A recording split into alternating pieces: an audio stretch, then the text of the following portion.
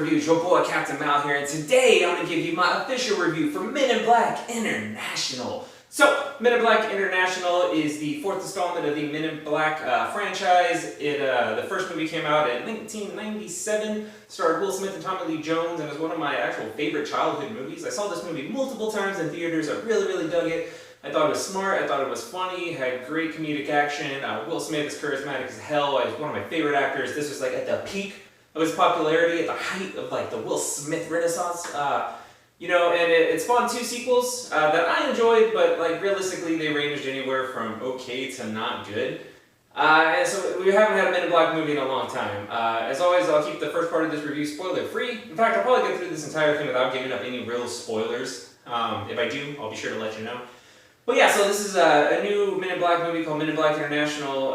It stars Chris Hemsworth, Tessa Thompson, Liam Neeson. Sign me the fuck up, that's a great cast. I was really excited to hear about this because when I first heard about this, I was hesitant because I'm like, if you're going to remake Men in Black, that's stupid. I love the original cast, no need to remake it.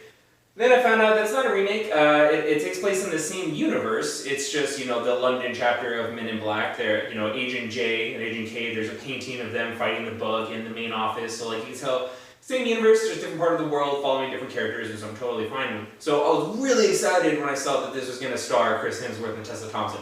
Love both of them. They had great chemistry in Thor Ragnarok. I thought this would be a great team up and a great, characters to follow and welcome back into this universe. And I was totally wrong. I don't know if it was the writing or whatever, but they were not good. They had no chemistry together. The storyline was okay. This isn't a spoiler because it's kind of shown in the trailer. Tessa Thompson as a kid has an encounter with an alien. The MIB neuralized her parents, but not her. Really kind of shitty work by the MIB guys there because it's like, hey, you're the super secret government agency that's supposed to make sure that nobody knows about aliens and you don't even case the house. You don't even double check that there's nobody else there or that the daughter is awake. Whatever though, so she's an alien. So then she spends her life trying to hunt down and find the MIB. Applies to a bunch of different government agencies. She's like, in the interviews, she's like, oh yeah, I want to work at that division. Like, you know what division, don't you? Wink, wink. And when they're like, the fuck you talking about? She's like, oh, well, never mind. And then she just stumbles across them, finds the MIB, again, the super secret agency, very easily, gets hired, or gets recruited, and whatever, that's cool. And then she goes and partners with Chris Hemsworth. And I'm like, okay, so the first part of this movie was really slow, I was a little bored, but I was like, it's fine, now that they're together, the story's going to pick up, action's going to start picking up, and things are going to get better. It didn't. I almost fell asleep. This movie was very boring. Like I said, they have no chemistry. Every joke they try to make doesn't land. In fact, it falls completely flat.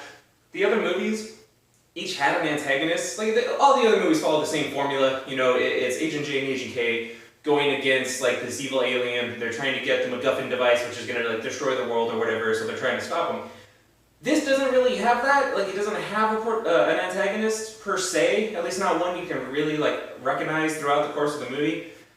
There's the two dudes that are in the trailer that are attacking them periodically, but that's about it. It's supposed to be this conspiracy theory story thing, and there's supposed to be this massive twist at the end, a twist you see coming a mile away, so it's not a shock, it's not a surprise. The way they defeat the bad guy is totally stupid. The one good thing is the little alien guy who swears his allegiance to Tessa Thompson. You see it in the trailer. I forget the name of that actor who voices him, but he's the dude from Silicon Valley. He's fucking hilarious. He was the best part of the movie. He was fucking hilarious. Other than that, though, nothing about this movie worked for me. It didn't do anything original. It didn't wow me at all. It was utterly mediocre. I was actually incredibly disappointed. Again, not because it was fucking terrible, but because it was, undoubtedly average. And I feel like this summer for movies, aside from, Endgame, John Wick, we've had a bunch of just okay, average to really crappy movies. I feel like I try to be positive and I want to like everything. And every time I'm gonna do a review, I'm excited because I want to say good things about it. And I feel like going back and watching the reviews I've done this year, I'm just like, well, I don't know if it's me, maybe I'm getting cynical in my old age, but that wasn't a good movie.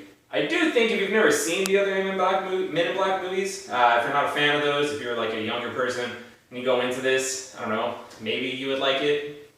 Maybe.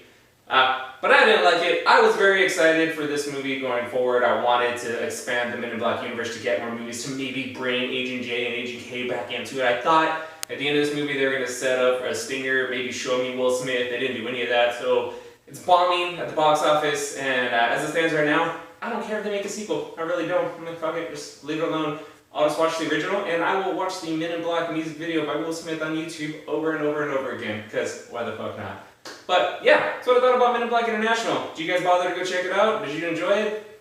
Throw it down in the comments. Let me know what you thought. And as always, if you've enjoyed this video, thank you for joining me on this episode of the world's greatest news and reviews. Be sure to like and subscribe. Peace.